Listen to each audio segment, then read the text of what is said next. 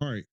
So this next video is something I had came across that kind of hit home because I have had similar conversations with people in real life.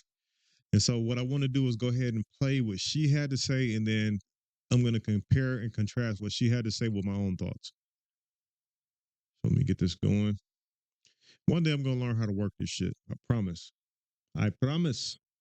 How do you believe in the same religion as the Ku Klux Klan and the white Christian nationalists and the Proud Boys?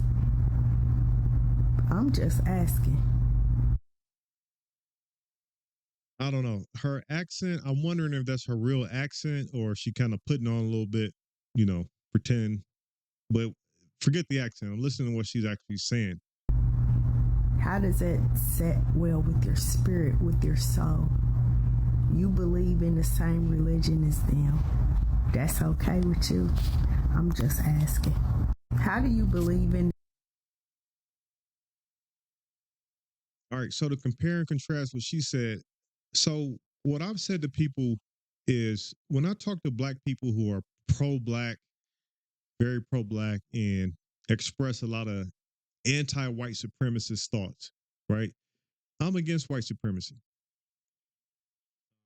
But what I always said is that if you are against white supremacy as a black person, it's two things you can't be. You can't be a Christian and you can't wear fake hair that looks European.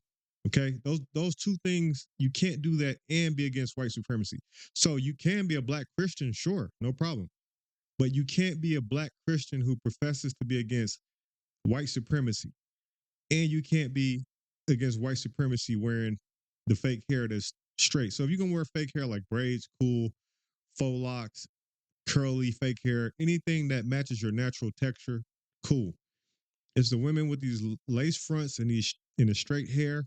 It's like, okay, it's cool to wear that, but you can't be against white supremacy and wear that. The reason why I say that is because you're already giving into white beauty standards, because that is not how black people hair naturally is.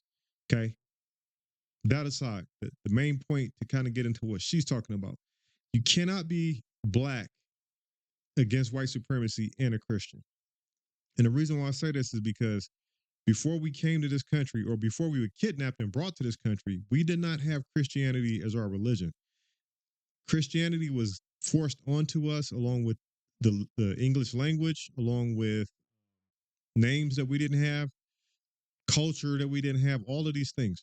And so what you're doing when you adopt Christianity is you're saying like, hey, the white people that brought us over here, their teachings and their beliefs are superior to my own. So I'm going to stick with this, right?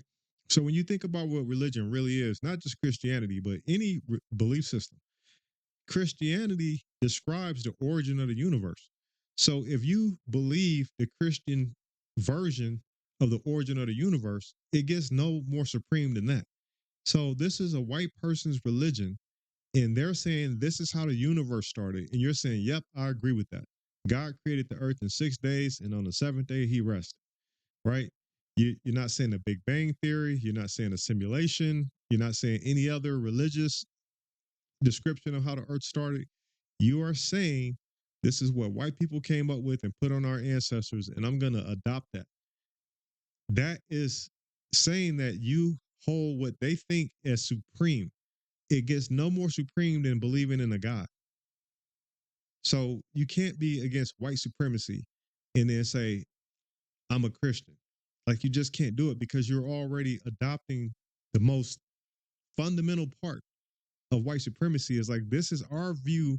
This is our version of how we all got here, how everything came to be. And you're saying like, yes, I subscribe to that. So I agree with everything this woman had to say. Um, the Proud Boys, KKK, like how can we share the same God? Like how is that possible?